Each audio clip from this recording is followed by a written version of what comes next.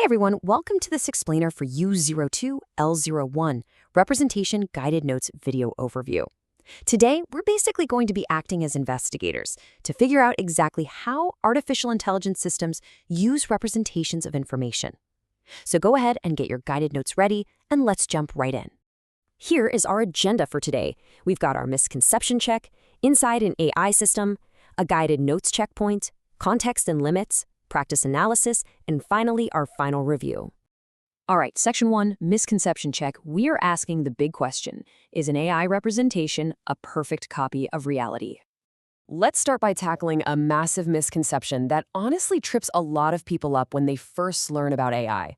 You might think, or you might have heard, that an AI's representation of the world is this perfect, magical copy of reality. Well, actually, scratch that. It's absolutely not. As the OECD explains, it's really just raw data that's been structured in a very specific way so the machine's operational logic can use it for a set objective. Basically, it's built for a specific purpose, not to be a perfect mirror of the real world. Moving right along into Section 2, inside an AI system, focusing on Big Idea 2, representation and reasoning. So what does a system actually look like when we peek under the hood? Well, the OECD gives us this really brilliant three-step conceptual view.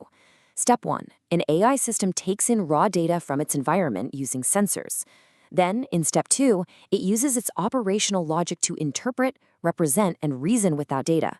And finally, Step 3, it outputs decisions or actions through actuators to actually change the environment. It's a very specific, structured flow. Now, when you are analyzing Big Idea 2 from the AI 4K12 guidelines, which covers representation and reasoning, you really have to act like a detective. You need to ask these specific, evidence-based questions about what the operational logic is actually doing.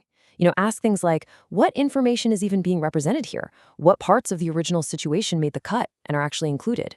What information might be simplified or just totally absent? And crucially, what purpose is this representation actually being used for? Okay, Section 3, Guided Notes Checkpoint. It is time to fill in the blanks. Grab your pencils because it's time to capture some key ideas, and we are going to pause for each one. First up, a representation is used to stand for or organize. I'll pause so you can write down the word information, okay? So a representation is used to stand for or organize information. Remember, it's just a structured way to stand for data, not some perfect 3D copy of reality. Next one. The original input and the system's representation are not always, the phrase you want here is the same. They are not always the same.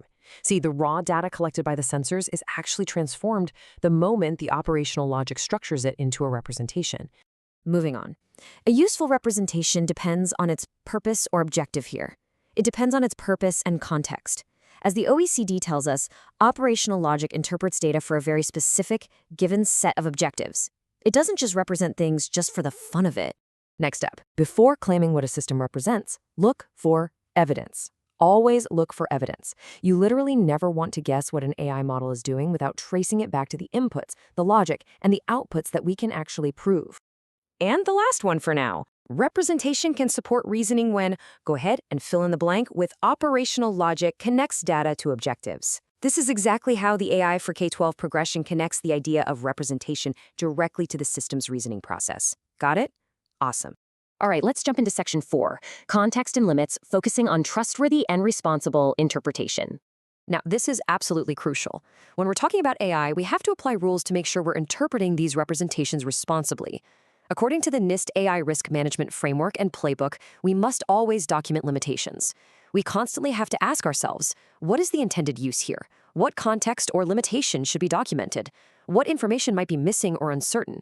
And most importantly, is this representation being interpreted way beyond its supported purpose? We have to ask these questions to ensure we can actually trust the system. On to Section 5, Practice Analysis.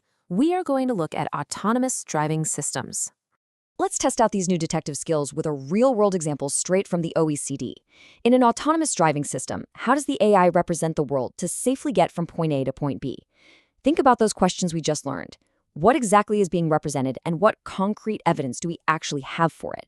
This table brilliantly illustrates the separation between these steps. As the OECD explains, the original driving rules and historical data, well, those are just the inputs. Then, the operational logic processes that information to make predictions, like trying to figure out, hey, is that thing in the road an obstacle? And finally, this results in an output or decision, like braking or accelerating. You can see step by step exactly how the representation directly supports the objective of driving safely. We made it to Section 6, Final Review. Let's lock in the learning. Let's do a quick retrieval check to make sure we've totally mastered how representation and reasoning actually work together. The crucial point here is that inputs, operational logic, and outputs are highly related to each other for sure, but they are absolutely not the same thing. You literally cannot swap them. The representation is the form the data takes inside the operational logic, and it's what bridges the gap between the raw input data and the final action. So here are your core takeaways for today. Number 1, always identify what information is actually represented. Number 2, strictly separate the original raw input from the system's representation of it. Third, you want to demand source evidence for any claims about how the system is reasoning. And finally, use those NIST guidelines to check for missing context or limits before you go interpreting anything. I am going to leave you with this to think about. What undocumented limitations or missing context might be hiding inside the very next AI representation you use? Keep that critical, investigative question in the back of your mind every single time you interact with an AI system going forward. Thanks for joining me on this explainer, and keep asking those evidence-based questions.